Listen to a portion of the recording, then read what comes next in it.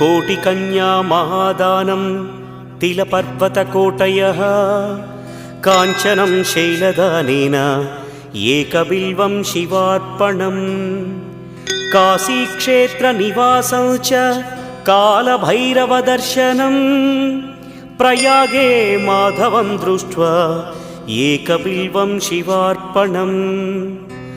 इन्दुवारे व्रतं स्थित्वा निराहारो महेश्वर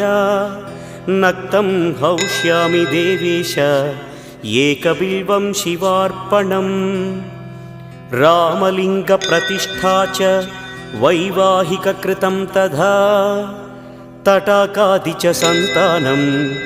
एकबिल्वं शिवार्पणम् अखण्डबिल्वपत्रं च आयुतं शिवपूजनं कृतं नाम सहस्रेण एक